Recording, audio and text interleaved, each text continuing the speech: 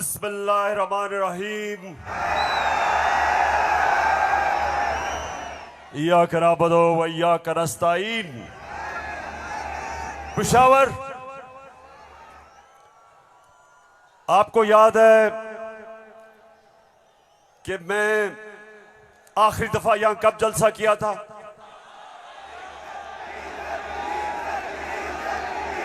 जब एक बैरूनी साजिश के तहत हमारी हुकूमत को गिराया गया, तो पहला जलसा मैंने उसके बाद अपने पेशावर की आवाम के पास आके किया। और माशाअल्लाह पेशावर, जब भी मैं आपको कॉल देता हूं, कभी आपने मुझे मायूस नहीं किया। बहुत बहुत शुक्रिया। अच्छा पेशावर, आज मैंने बात तो आपसे करनी थी सैलाब की। कल मैं सखर गया और मैं आपको यकीन दिलाता हूं कि अल्लाह ने हमारे पाकिस्तानियों को, खास तौर पे सिंध, बलूचिस्तान, डीजी खान, राजनपुर, डीआई खान, टांक और यहां ऊपर स्वात, गिलगित बल्तिस्तान, अल्लाह ने हमें बड़े इम्तिहान में डाला है। और सिंध में खास तौर पे मैं बात तो सिंध की करना चाहता था कि बहुत हमारे सिंध के पाकिस्तानी बड़ी मुश्किलों में हैं। लेकिन मैं आज बात करना चाहता हूं, जिस तरह का प्रोपेगेंडा चल रहा है, और खास तौर पे कल एक बड़ा मुनज़्ज़म प्रोपेगेंडा चला है, तो मैं उसके ऊपर पहले बात करूंगा और फिर आपसे पेशावर मजीद बातें होंगी।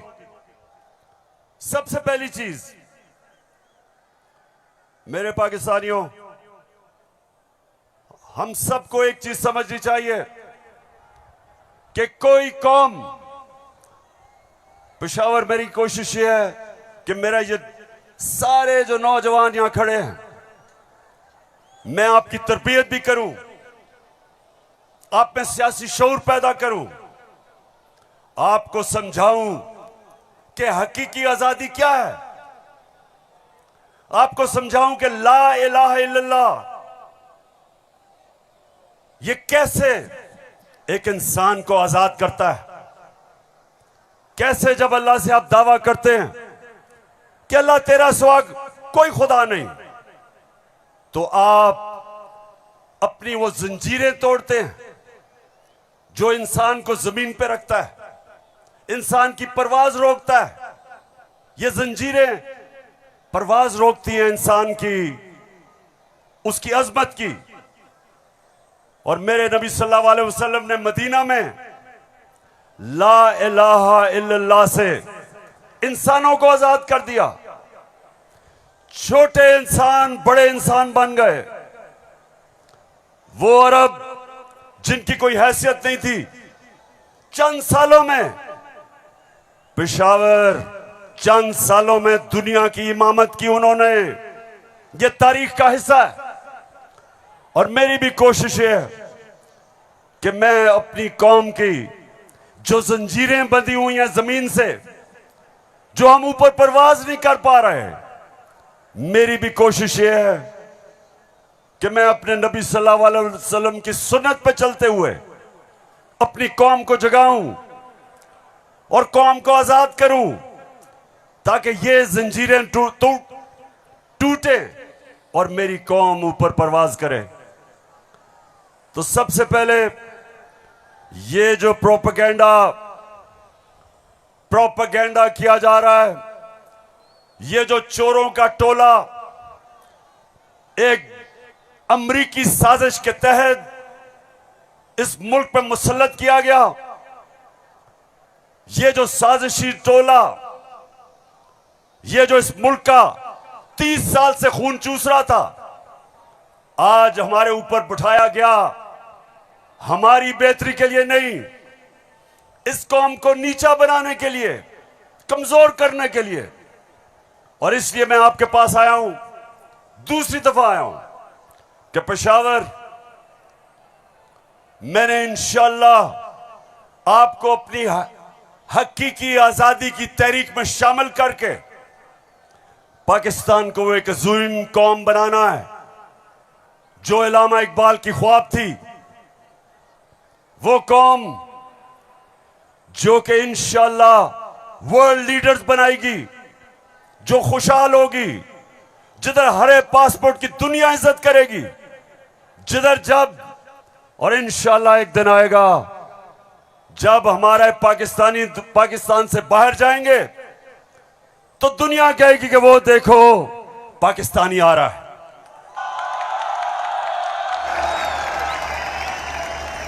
मेरे पाकिस्तानियों, एक ऐसा वक्त था कि अरब ताजर, मुसलमान ताजर जब मलेशिया और इंडोनेशिया गए तो कोई मुसलमान फौज नहीं गई थी इंडोनेशिया और मलेशिया। मुसलमान ताजरों का किरदार देख के, मुसलमानों के ताजरों की सच्चाई देख के, सादिक और अमीन ताजरों ने अपने किरदार से लोगों को मुसलमान किया। याद रखें, मुसलमानों ने फतह नहीं किया था मलेशिया और इंडोनेशिया, मुसलमानों का कैरेक्टर था जिसने फतह किया था। मैं वो चाहता हूं कि वो हमारे पाकिस्तानी बने कि जब आप दुनिया में जाएं तो लोग आपकी इज्जत करें, आपके पासपोर्ट की इज्जत करें। और वो कभी नहीं होगा जब तक आपके ऊपर ये चोर बैठे हुए हैं।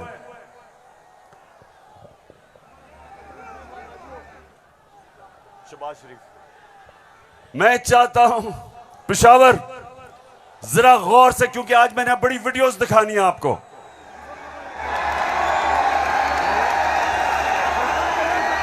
आज आप ये जलसा पूरी तरह आपकी तरबियत भी होगी और आप एंजॉय भी करेंगे।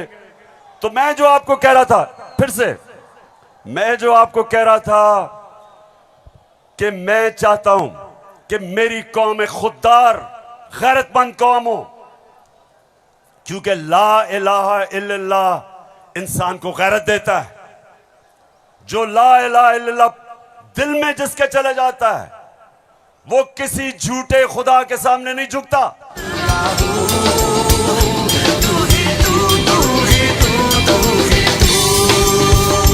अच्छा, अब देखो, जो मैं चाहता हूं कि किस तरह की कौम मुझे चाहिए, और जरा ये देखें इंपोर्टेड क्राइम मिनिस्टर को।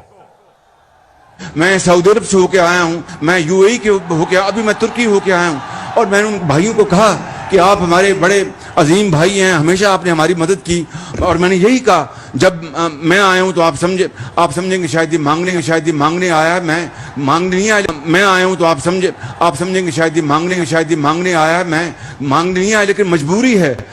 जिस तरह माजी में 75 साल में आपने हमारा हाथ बटाया है, कुछ अर्सा आप हाथ बटा। मैंने कहा मैं वादा करता हूं कि इंशाअल्लाह हम पूरी कौम, हम मिलकर दिन रात मेहनत करेंगे, पसीना गिराएंगे, अपने पांव पे खड़े होंगे। क्यों पेशावर, सुन लिया? ऐसे आदमी को आप अपना प्राइम मिनिस्टर मानते हो?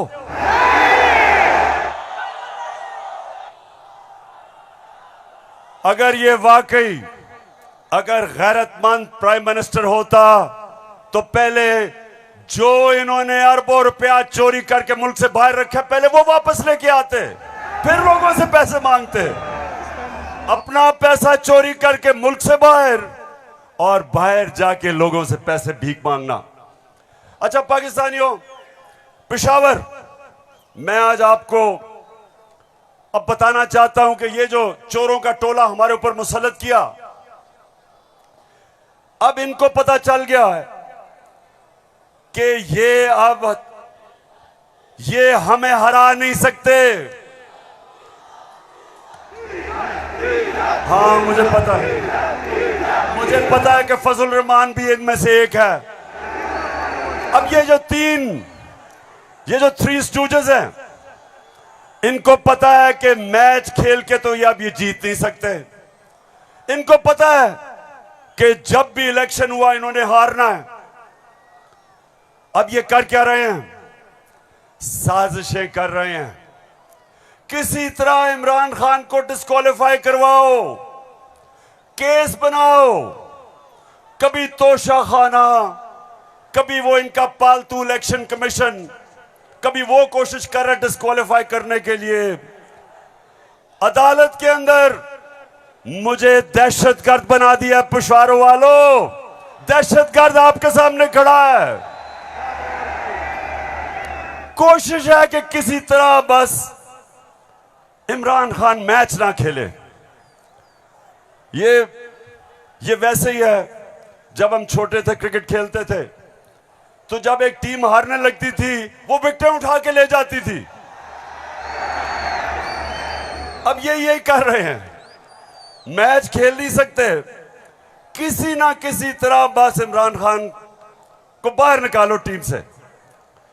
दूसरी चीज, और ये उससे खतरनाक चीज कर रहे हैं, पेशावर ये कोशिश कर रहे हैं कि किसी तरह पाकिस्तान की सबसे बड़ी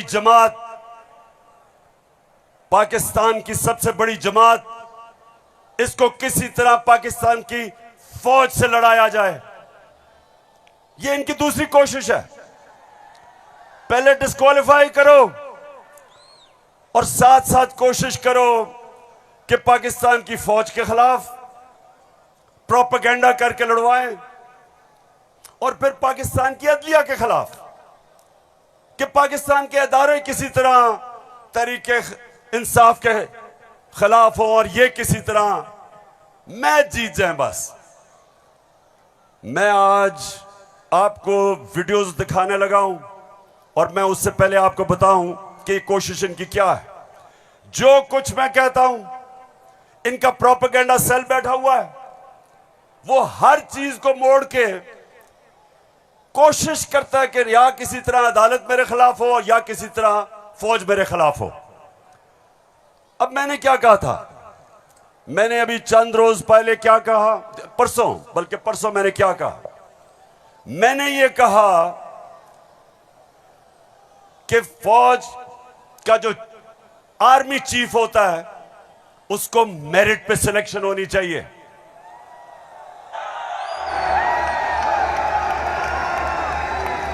अब मुझे यह बताओ कि कोई भी किसी का खैर ख्वाह होता है, वो हमेशा चाहेगा अगर इदारा मजबूत करना है मेरिट पे सिलेक्शन हो। यह दुनिया का असूल है। आपने अगर फैक्ट्री सही चलानी है, ऊपर मेरिट पे आदमी बिठाओ। आपने अगर मुल्क को ऊपर लेके जाना है, क्रिकेट टीम अच्छी बनानी है, तो मेरिट के ऊपर सिलेक्शन हो। इसमें क्या गलत बात की थी? और मैंने साथ ये कहा था कि नवाज शरीफ और आसिफ जरदारी, ये किसी सूरत इन दो डाकुओं को पाकिस्तान का आर्मी चीफ नहीं सिलेक्ट करना चाहिए। ये क्यों कहा था मैंने ये इसलिए कहा था, सबसे पहले नवाज शरीफ मुल्क का मुजरिम है। अरबों रुपए की प्रॉपर्टीज बाहर इसकी पैनामा में पकड़ा गया, सजा हुई इसको। झूठ बोल के मुल्क से बाहर भागा, मफरूर है। मुझे यह बताएं पेशावर, जरा मुझे यह बताएं कि क्या एक चोर को, एक मफरूर को, एक भगौड़े को जो मुल्क से बाहर पैसा ले जाता है, क्या उसको पाकिस्तान का आर्मी चीफ सिलेक्ट करना चाहिए? जरा मुझे बताएं। और इधर बात खत्म नहीं होती। दूसरी,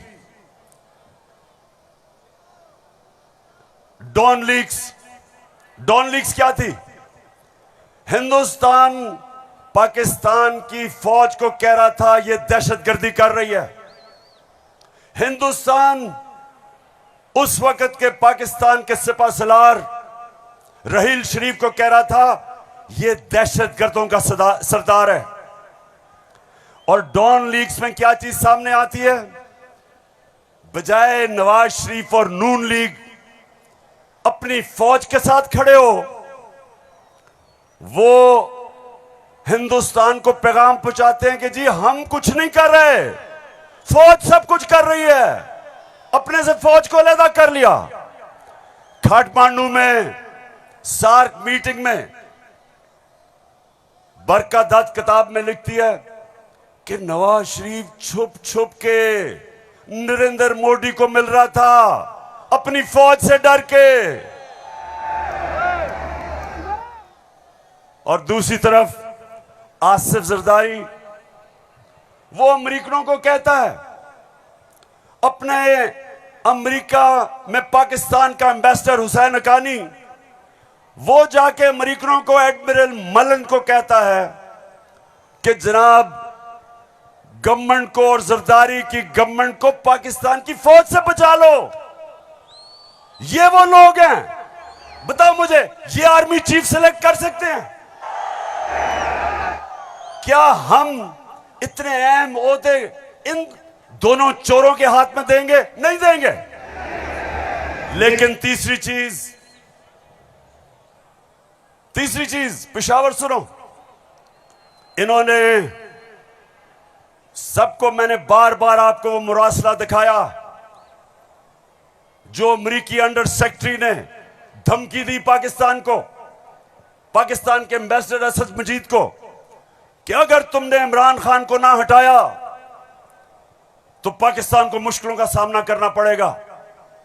और नो कॉन्फिडेंस मोशन में अभी टेबल नहीं हुई थी तब वो धमकी देता है, और सबको पता है उसके बाद क्या हुआ। नो कॉन्फिडेंस आता है, चोरी के पैसे से मेंबर पार्लियामेंट खरीदे जाते हैं, करप्शन के पैसे से लोटे बनाए जाते हैं। और आपका भी एक बहुत बड़ा लोटा था। कौन लोटा था आपका?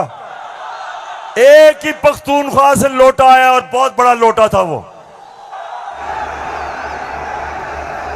लोटों पे पैसा चलता है, लोटों पे नोट चलते हैं, और उसके बाद हमारी हुकूमत गिराई जाती है और इनको इंपोर्टेड हुकूमत ऊपर लगाई जाती है। और मेरा तीसरा सवाल है कि क्या वो लोग जो बाहर से मुसल्लत किए गए हैं, जिनके पैसे और दौलत बाहर पड़ी है, क्या उनको पाकिस्तान के आर्मी चीफ को अपॉइंट करना चाहिए? बताओ। तो मैंने ये कहा और कहते कि जनाब इमरान खान तो फौज के खिलाफ है। अभी चलो, अब मैं चाहता हूं ये नून लीग के दो, एक वजीर और एमएनए, जरा आप इनकी वीडियो देखें और उसके बाद बात करता हूं। सियासी मामला थे और जिस तरफ इस साल के आखिर में एक बड़ी तब्दीली आनी थी, उसमें तो ये नजर आ रहा था कि इमरान खान का जो गठजोड़ है ये तो अगले 15 साल रहेगा अगर इस तरह हालात रहे। और जिस तरह के उनके प्रोग्राम थे, हम सब ने डिस्क्वालीफाई होना था इस साल के आखिर में, तमाम जो अपोजिशन की लीडरशिप है। अच्छा, उनका तो ख्याल था कि मैं सफाया कर दूंगा, मैं किसी को नहीं छोड़ूंगा। तो ये आपका खदशा है? मालूमात है जी, हमारी सीरियस मालूमात। आपके ख्याल में जो आप ये लोगों को भूल जाता है, लेकिन कुछ माह पहले जो कहा कि हम नैब के कुछ 100 जज और हायर कर रहे हैं और हम सारे केसों को एक्सप्लाइट करेंगे, तो उस मैथ्स लेवल के ऊपर, मैथ्स लेवल पे डिस्क्वालिफिकेशन होनी थी। बिगिनिंग शहबाज शरीफ डाउनवर्ड, शाहिद खान अब्बासी, हसन इकबाल और ऑल ऑफ अस, सिर्फ मुस्लिम लीग नून की नहीं। आपके ख्याल में जो कोalition बनी है वो इसी वजह से बनी है कि इमरान खान साहब के तो फाशिस्ट प्लान थे ना इस मुल्क के ऊपर हमला करने के। तो लिहाजा ये आज मुश्किल जरूर है, लेकिन ये हमें याद रखना है जब हम मुइशत की डिस्कस करते हैं कि यहां जमहूरियत का, हाकमियत का और वफाकियत का मामला भी मौजूद है, जिसको हमें साथ लेकर चलना है। तो इसलिए एक लार्जर कॉन्टेक्स्ट में सियासी मामला कि जो हमें लोग कहते थे, डराते थे, दबाव में लाते थे इस बात पे कि अगर फौरी तौर पर अदम एतमाद करके आप हुकूमत में ना आए तो फलां आ जाएगा, फलां बैठ जाएगा किसी चेयर पे। कोई किसी किस्म का हमें उस वक्त भी ना नोटिस था ना हमने लिया था, मगर इत्तेहादी जमातों के हम फैसलों पर के पाबंद थे। मैं आज भी ये बात कहने लगा हूं कि अगर कि जो हमें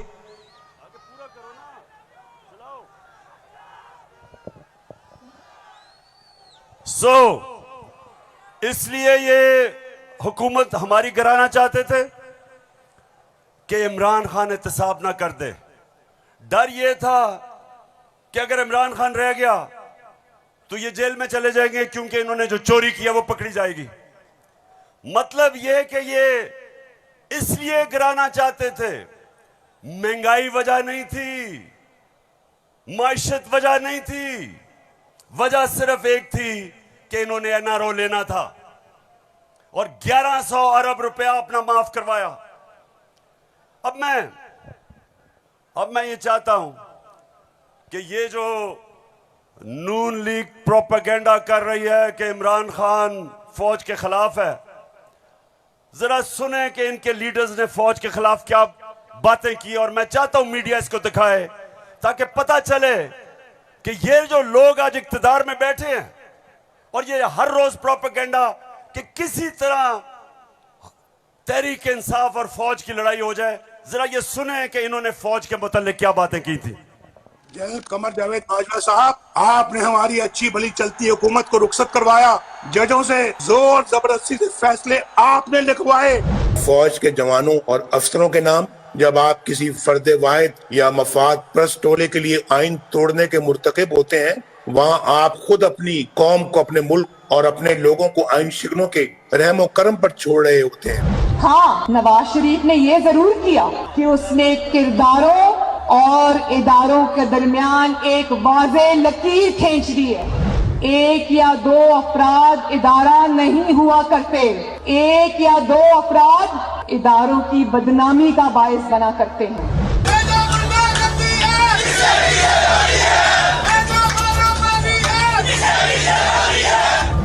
जो शख्स इस किस्म की कार्रवाइयों में मुलव्वस रहा हो उसका एहतसाब होना चाहिए। उसको बल्कि इतने बड़ी बड़ी उनकी ग्लेयरिंग चीज़ें शायद 73 साल की तारीख में कभी नहीं मिलती, तो अब तो उनका एहतसाब होना चाहिए। ये इस किस्म के शख्स को कोई और ओहदा दे देना, और वो भी इतना इम्पोर्टेंट ओहदा देना, ये मैं समझती हूँ कि ये कौम के मुंह पे तमाचा है, आइन और कानून की हुकूमत के मुंह पे तमाचा है। तुम हमें सियासत बतलाते हो, अपने हुदूद में रहो, इसराइल की नौकरी न किया करो, इसराइल के वजीफों पे पलने वाले जर्नलों अपने हुदूद में रहो। बड़े बड़े रैंकों वालों से भी अपने आप को मोहतरम समझता हूँ, और अगर बिगड़ोगे तो फिर अगर हम बिगड़ गए तो अफगानिस्तान में अमेरिका का क्या हश्र हुआ, खुदा की कसम यहाँ तुम्हारा वही हश्र। तो हमारी किरदार कशी करना छोड़ दो। अगर हमने आपकी शुरू की तो पता नहीं पाकिस्तान बनने से आज तक कितने जनरलों की शुरू हो जाएगी। बेटी भाई वो अक्यूज्ड हैं, उनकी लिस्ट लेके जिस दिन हमने प्रेस कॉन्फ्रेंस की तो आपकी ईंट से ईंट बढ़ जाएगी। अभिनंदन की क्या बात करते हैं। चीफ ऑफ आर्मी स्टाफ तशरीफ लाए, पैर कांप रहे थे, पसीने माथे पे थे। सुन लिया पेशावर, मैं इसलिए ये बता रहा हूं कि ये वो लोग हैं जो हमें कह रहे हैं कि हम अपनी फौज के खिलाफ हैं। फौज भी मेरी, मुल्क भी मेरा।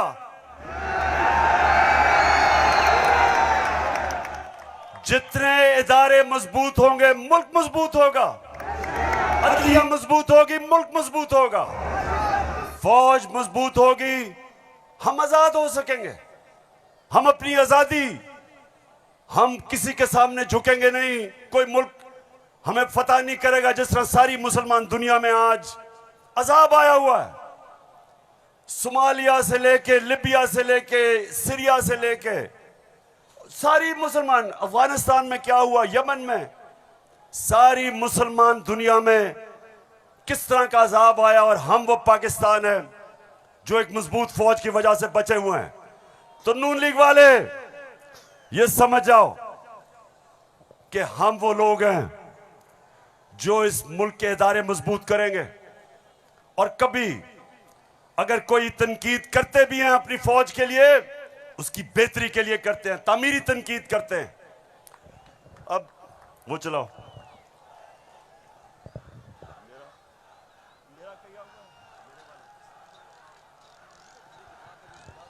चलो। ये बड़ा इंपॉर्टेंट है, मैं अपनी सारी कौम के सामने कहना चाहता हूँ। देखिए, एक तो जो फौज का इदारा है, कभी इसके खिलाफ बात ना करें, क्योंकि फौज एक ऐसी चीज है जो अगर हमारी फौज ना होती तो ये मुल्क में नहीं रहना था। इमरान खान से ज्यादा इस मुल्क को जरूरत पाकिस्तानी फौज की है, और हमें हमेशा इस इदारे को इसकी मजबूती के लिए हमें बात करनी चाहिए। और हमारे जो दुश्मन है वो मुसलसल इसको अटैक करते हैं, बल्कि ये दोनों जो prime minister, ex prime minister और प्रेसिडेंट, वो जरदारी और नवाज शरीफ, इन दोनों ने अपनी फौज को अंडरमाइन करने की कोशिश की है। ये जब गवर्नमेंट में भी थे इन्होंने अंडरमाइन किया उसको। इन्होंने गवर्नमेंट में रहते हुए वो डॉन लीग्स क्या थी, डॉन लीग्स वो हिंदुस्तान के साथ कह रहे थे कि जी हमारी फौज की वजह से हम दोस्ती नहीं हो रही, और जो मेमो गेट था वो क्या था, वो अमेरिकनों को कह रहा था जरदारी अपने हुसैन खानी के जरिए। जी शुक्रिया। मैं इसलिए आपके सामने ये रख रहा हूं कि ये मैं आज से नहीं कह रहा, ये मैं हमेशा समझता हूं। और आज तो है ही 6 सितंबर। पेशावर मुझे अभी भी 6 सितंबर याद है। मैं उस वक्त स्कूल में था और मुझे याद है जब के लाहौर में के पास हिंदुस्तान की फौज आई और जो वहां जिस तरह की हमारे घरों में बमबारी की आवाज आ रही थी, तो मुझे तो बड़ी अच्छी तरह 6 सितंबर याद है। और मुझे यह भी याद है कि सारी कौम तब खड़ी थी अपनी फौज के साथ। अब दूसरी चीज मैं ये चाहता हूं कि आप सब देखें कि जुडिशरी के खिलाफ ये नून लीग ने पाकिस्तान की अदलिया के खिलाफ क्या बातें की हैं, जरा ये जरूर देखें, फिर मैं आप अगली बात करता हूं। इस तरह बेंच फिक्सिंग भी एक जुर्म, इस पे भी 100 मिनट। फजल रहमान देख ले कितना गुस्सा चढ़ा हुआ है इसको। सारे फैसले एक ही जज करेगा, जैसे लगता है कि उसका जज नहीं है, उसकी पार्टी का रुकन हो। जब बेंच बना तब से लेकर आज तक के फैसले तक इंसाफ होता हुआ नजर नहीं आ रहा था। अपने एक शख्स की वजह से आज आइन की तशरीह को में फर्क डाला जा रहा है। अपनी मर्जी से आइन की तशरीह की जा रही है। फुल कोर्ट इसलिए नहीं बनाया गया कि अगर फुल कोर्ट बन जाती तो आज का फैसला मुख्तलिफ होता। मौजूदा बेंच है उसमें जो मुअज़्ज़ज़ जज साहबान बैठे हैं, उन जज साहबान का हमारे मतलब जो उनके ख्यालात हैं उनसे भी कोई ना वाकिफ नहीं है, ना हम ना वाकिफ हैं। और उसके बाद हर वो केस जिसका फैसला हमारे खिलाफ आना हो उस बेंच का जो है वो वही हिस्सा होते हैं। और अब तो ये बात पहले से जो है वो प्रिडिक्ट होने लगी है। जो सहाफ़ी वहाँ सुप्रीम कोर्ट की कार्रवाई को कवर करते हैं तो वो पहले से जब बेंच बनता है या कोई केस जाता है तो वो पहले से बता देते हैं कि इसके ऊपर फलां बेंच बनेगा। अगर कुछ लोग गैर जानिबदार नहीं होंगे, अगर इसके सहूलतकार पीछे नहीं हटेंगे तो हमें बता दें मुल्क कौन चलाएगा। सुप्रीम कोर्ट के जजेस ने पीछे बेंड करके अपने आप को कभी इधर कि नहीं शायद उनको समझ नहीं आई, शायद उनकी तरफ पैगाम नहीं पहुंचा, वगैरह वगैरह वगैरह करके इनको हाथ नहीं लगाया। इनको तो मतलब ये है कि इनको कौन सी दीवार पे लगाया।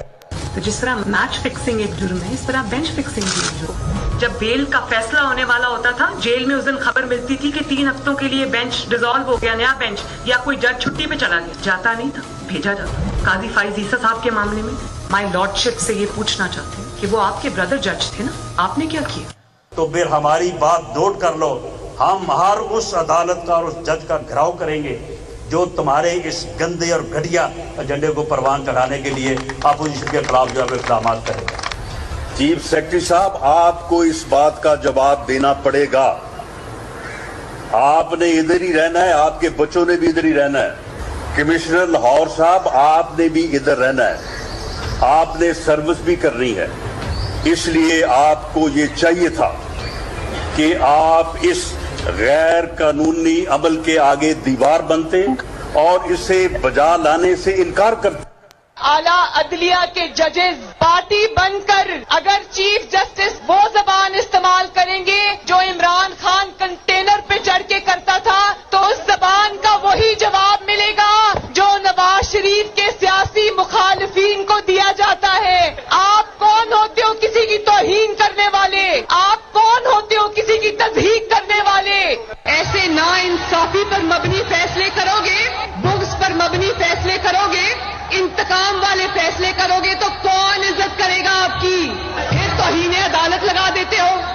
5 मेंबर बेंच ने सियासी पार्टी बना दिया पूरी अदलिया को और उसको मुस्लिम लीग नून के सामने लाके खड़ा कर दिया।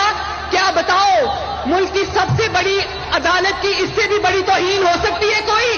हम आपकी इज्जत करना चाहते हैं, आप भी तो अपनी इज्जत करवाओ। तो जस्टिस अजमत सईद साहब जो है उनको कौन नहीं जानता, पर्सनली जाती तौर पे असरअंदाज होकर उन्होंने JIT बनवाई, बदनाम जमाना JIT को आज तक व्हाट्सएप। मैं सिर्फ आपको ये थोड़ा सा सैंपल दिखा रहा हूं कि किस तरह का ये अपने पाकिस्तान की अदलिया के खिलाफ क्या जबान इस्तेमाल की गई है। और मैं अपना आपको बता दूं, आज से 26 साल पहले जब मैंने सियासत शुरू की तो उसको इंसाफ की तहरीक का, आजाद अदलिया के लिए सबसे पहले हम खड़े हुए। जेल में वाहिद सियासी लीडर था जो आजाद अदलिया के लिए जेल में गया। 2008 की इलेक्शन बॉयकॉट की अपनी अदलिया के लिए। उसके बाद जब हम इक्तदार में आए तो इस्लामाबाद में 50 साल के बाद पहली दफा जुडिशल कॉम्प्लेक्स बनाया अपने जजेस के लिए। मैं ये इसलिए आपको कह रहा हूं कि जो कानून की बालादस्ती, रूल ऑफ लॉ, कोई माशरा आगे नहीं बढ़ सकता जब तक वहां इंसाफ नहीं होता, और इंसाफ देती है अदलिया। इसलिए हमने हमेशा अपनी अदलिया की इज्जत की है। ये जो नून लीग के लोग हैं जो आज जिस तरह की जबान इस्तेमाल कर रहे हैं, सोशल मीडिया पे अटैक कर रहे हैं इस्लामाबाद के चीफ जस्टिस को, ये कभी, मैं आपको ये बता रहा हूं कि मैंने कभी अपनी पार्टी को इजाजत नहीं दी कि अदलिया को अटैक करे, क्योंकि आखिर में इंसाफ होगा तो मुल्क में खुशहाली आएगी, और इंसाफ अदलिया देती है। मुझे बड़ा जनाब इन्होंने कहा कि देखें इमरान खान ने कोई बड़ी गलत जबान इस्तेमाल कर दी। मैं आप सबके सामने आज ये कहना चाहता हूं कि मैं अपनी अदलिया की इज्जत करता हूं, लोअर कोर्ट्स की इज्जत करता हूं, वो लोअर कोर्ट्स जो आम इंसानों की खिदमत करते हैं। और मुश्किल हालात में अगर एक मैजिस्ट्रेट ज़ेबा के खिलाफ ऐसे लगा कि मैंने कोई सख्त जबान इस्तेमाल की, उसकी वजह थी मैं शहबाज गिल को देख रहा था, उसके ऊपर तशद्दुद हुआ, उसको जिसको कहते हैं कस्टोडियल टॉर्चर, उसको हवालात में बंद करके तशद्दुद किया गया, नंगा किया गया। और उसकी जब हमने देखा उसके हालात और उसके ऊपर प्रेशर डाला गया कि मेरे खिलाफ स्टेटमेंट दे, मेरे ही उसके ऊपर अगर ज्यादा ऐसे लगा सख्त स्टेटमेंट है, ये मेरा मकसद नहीं था।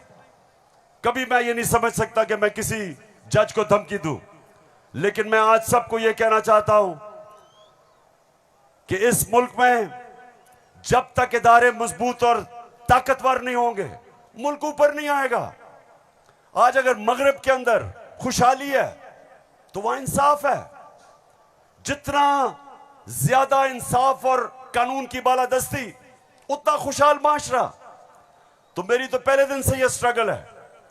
तो पेशावर सबको मैं आज पैगाम देना चाहता हूं कि ये जो कोशिश की जा रही है तहरीक इंसाफ को इदारों से लड़ाने की, ये कौम सब समझ गई है। कौम में सियासी शऊर आ गया है। लोग एक एक चीज, कभी भी पाकिस्तान के अंदर अवाम और बच्चे और नौजवान और मेरी ख्वातीन बहनें, कभी इस तरह का शऊर और बेदारी नहीं थी जो अल्लाह के फजल से आज पाकिस्तान में है।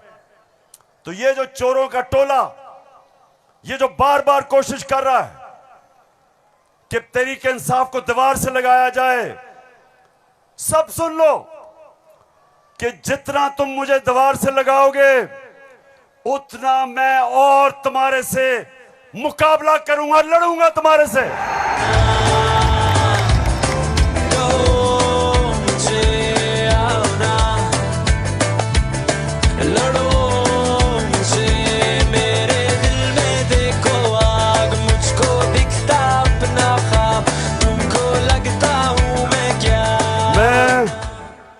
अपनी सारी कौम, सारी कौम के पास जा रहा हूं। 7 महीने से मैं पब्लिक में हूं, हर शहर में जा रहा हूं, अपनी कौम को तैयार कर रहा हूं कि मेरे पाकिस्तानियों, जब मैं तुम्हें कॉल दूंगा तुमने निकलना है मेरे साथ। कहती है ये राहे अमल, आओ हम सब साथ चले, मुश्किल हो या आसानी हाथ में डाले हाथ चले। धड़कन है पंजाब मगर दिल अपना मेहरान है।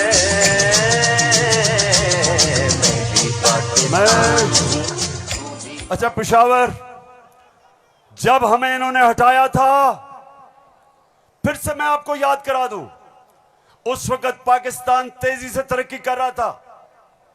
जो इस हुकूमत ने जो किताब माइशत के ऊपर शाया की, जिसको कहते हैं इकोनॉमिक सर्वे ऑफ पाकिस्तान, उसके अंदर पाकिस्तान 17 साल के बाद सबसे तेजी से हमारी माइशत ऊपर जा रही थी। 5.6 और चौथे साल 6%।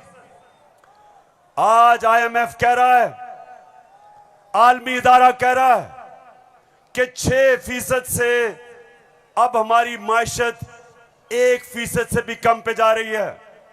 यानी माइशत सुकड़ रही है, बेरोजगारी बढ़ रही है, फैक्ट्रियां बंद हो रही हैं।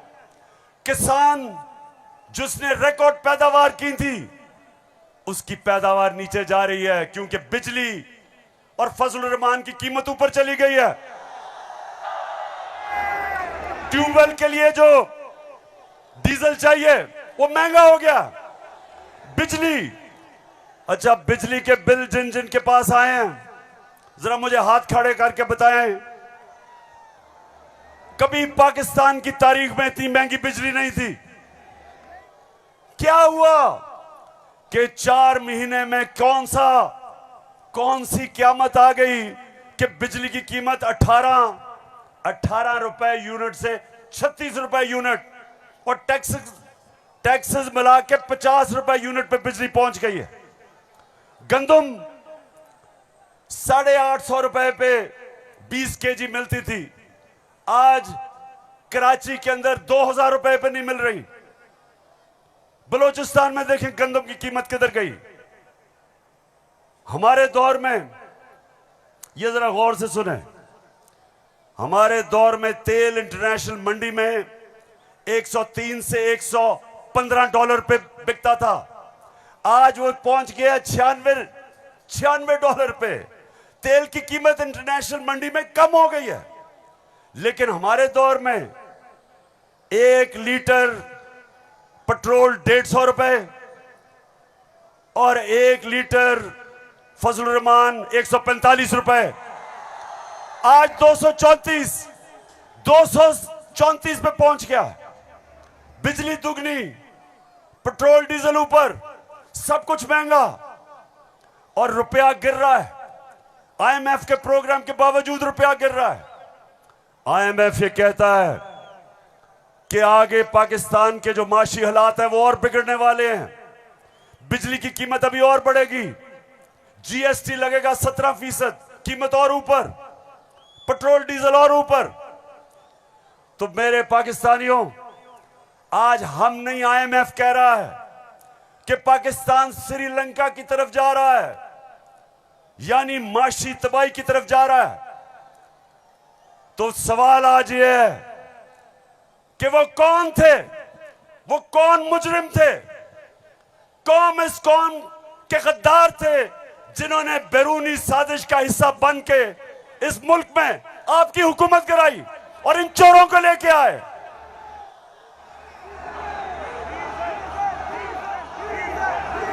मैं अब जरा जो आपको आजकल जो नवाज शरीफ की बेटी आजकल बनी हुई है, मालिका बनी हुई है पाकिस्तान की, प्रोटोकॉल उसको प्राइम मिनिस्टर का मिल रहा है। जरा मैं सारी कौम के सामने बताना चाहता हूं कि इसका सबसे बड़ा मसला यह है कि इससे सच नहीं बोला जाता। जरा ये आप फिल्म शो देखें ना, आपकी इनकम इतनी है कि आपको ये प्रॉपर्टी आप ले सकते हैं कि आपने मेफेयर के अंदर जो आपकी 4 अपार्टमेंट्स हैं उनकी 1 अरब से ज्यादा, 1 अरब रुपए से ज्यादा उनकी कीमत है। अब 4.5 अरब तक पहुंच गई है उनकी कीमत। आपने अपनी जो टैक्स में टोटल आमदनी बताई है 94 में 1.5 लाख रुपए है। मुझे ये बताएं कि आपने अरबों रुपए की मेफेयर में प्रॉपर्टी खरीदी कैसे? सुन लिया, ये आज से 10 साल पहले मैंने पूछा कि बताएं आपने आमदनी तो अपनी दिखाई नहीं, तो ये अरबों रुपए की बर्तानिया के सबसे महंगे शहर लंदन के सबसे महंगे इलाके में आपने अरबों रुपए की प्रॉपर्टी कैसे ली? तो जरा आप ये सुने, जवाब आता है। बात यह है कि जिन अरबों रुपए की मेफेयर की प्रॉपर्टीज की ये बात कर रहे हैं, ये तो पहले पता नहीं है। बताएं कौन सी प्रॉपर्टीज है, लाएं, दिखाएं, उसका कोई प्रूफ लाएं।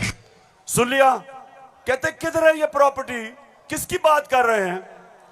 अब ये जरा मरियम बीबी को भी सुन लो कि इस तरह मुझे लगा कि आप लोगों को बेवकूफ नहीं बना सकते। मेरी सेंट्रल लंदन में प्रॉपर्टीज तो दूर की बात है, मेरी पाकिस्तान में भी कोई प्रॉपर्टी नहीं है। मैं अपने वालिद के साथ है और मुझे समझ नहीं आई कि मेरी और मेरी वालदा की और बहन भाइयों की प्रॉपर्टीज ये कहाँ से निकाल के ले आए हैं। मेरे नाम पाकिस्तान में कोई प्रॉपर्टी नहीं है, ये तो इंग्लैंड की बात है।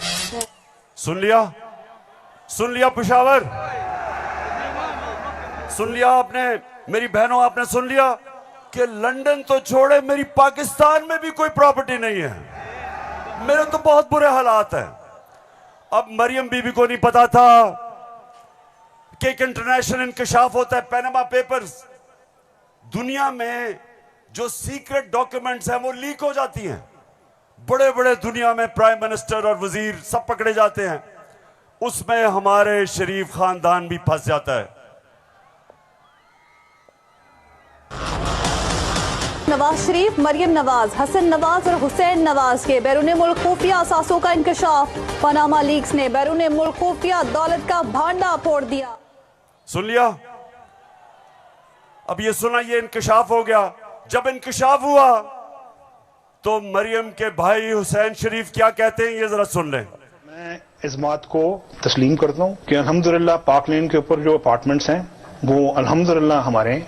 मैं इस बात को तस्लीम करता हूँ कि उनको ऑफशोर कंपनीज नेस्कॉल लिमिटेड और नीलसन लिमिटेड जो है उनको ओन करती हैं। और मैं आपको ये भी अर्ज करता हूँ उनको होल्ड कर रही है इस वक्त मरियम नवाज शरीफ, मेरी हमशीरा जो है। पेशावर सुन लिया कि छुपाई हुई थी प्रॉपर्टीज। एक हदीस है कि शैतान आप इंसान के गुनाह दुनिया में नशर कर देता है। वो दुनिया में नशर हो गए, उन्होंने कहा हमारी प्रॉपर्टीज नहीं, प्रॉपर्टी सामने आ गई। अब ये मैं आपको समझाने की कोशिश कर रहा हूं। असल में नवाज शरीफ की प्रॉपर्टी थी, मरियम बेचारी के पास किधर से पैसा आया? पैसा तो नवाज शरीफ का था। क्यों छुपा रहा था? क्योंकि आपके चोरी का पैसा था, अवाम से पैसा चोरी किया था। चोरी और करप्शन में क्या फर्क? चोरी होती है जो जेब कुतरा करता है, जो आपके घर में चोरी होती है, जो साइकिल चोरी होता है, मोटरसाइकिल, इंसान को नुकसान पहुंचता है। करप्शन, मुल्क का पैसा चोरी करने को करप्शन कहते हैं, और मुल्क तबाह होते हैं करप्शन से। जो पैसा आपकी तालीम पे, अस्पतालों पे, सड़कों पे, गुर्बत कम करने पे, जो पैसा वहां खर्च करना होता है इनकी जेबों में चला जाता है, मुल्क से बाहर चला जाता है। इसलिए कौम में गरीब इसलिए नहीं होती कि उनके पास वसाइल नहीं है, असासे नहीं है। कौमें गरीब तब होती हैं जब उनके अपने सरबराह मुल्क को पैसा चोरी करके बाहर ले जाते। तो ये जो आज हमारे ऊपर मुसल्लत किए हुए हैं, सारी कौम तैयार हो जाए। मैं कभी इनको कबूल नहीं करूंगा, मैं कभी इनकी गुलामी कबूल नहीं करूंगा। खबर तकम इस्तोर माल रोड़ा लड़श पे खबर तकम इस्तोर माल रोड़ा ताजा ताजा गुलुना द्रेसलोर माल रोड़ा ताजा ताजा गुलुना द्रेसलोर माल रोड़ा। पेशावर हाथ खड़ा करके बताओ आप तैयार हो जब मैं आपको कॉल दूंगा? आपने सब तैयार होना है। जिस तरह मैं आपको कह रहा हूं, कहता रहा हूं, मैं हूं आपका कप्तान और आप मेरी टीम हो। और ये वर्ल्ड कप हमने पाकिस्तान की हकीकी आजादी के लिए जीतना है। एक अजीम मुल्क बनाना है पाकिस्तान को। हमेशा आजाद मुल्क ऊपर जाते हैं, गुलाम मुल्कों की परवाज नहीं होती। हम ये नहीं चाहते कि हम किसी दुनिया के मुल्क से लड़ाई करें। हम अमेरिका को मैं बार बार कहूं कि अमेरिका, हम अमन में आपके साथ हैं, किसी जंग में हम आपके साथ नहीं हैं। हम दोस्ती चाहते हैं, लेकिन हम किसी सूरत आपकी गुलामी नहीं चाहते। हम अपनी जमीन नहीं इस्तेमाल होने देना चाहते किसी और लड़ाई के अंदर। हम नहीं चाहते कि हमारी जमीन इस्तेमाल हो किसी भी दुनिया के मुल्क के ऊपर आप किसी किस्म की जारियाना कार्रवाई करें। हम ये नहीं चाहते। हम फिर से कहते हैं, हम अमन में सबके साथ हैं। हम तो हिंदुस्तान से भी अच्छी दोस्ती करेंगे, लेकिन पहले कश्मीरियों को उनका हकूक दो, उनकी स्टेटहुड वापस करो। हम हिंदुस्तान से भी बातचीत कर लेते, लेकिन हम किसी सूरत अपनी आजादी के ऊपर सौदा कभी नहीं करेंगे। मेरे साथ हो पेशावर, साथ हो मेरे। तो फिर से जाते हुए आखिरी बात, आप सब ने तैयार रहना है। मैं आपको कॉल दूंगा इस्लामाबाद की, और वो कॉल होगी इस मुल्क को इन चोरों से आजाद करने के लिए। पाकिस्तान जिंदाबाद।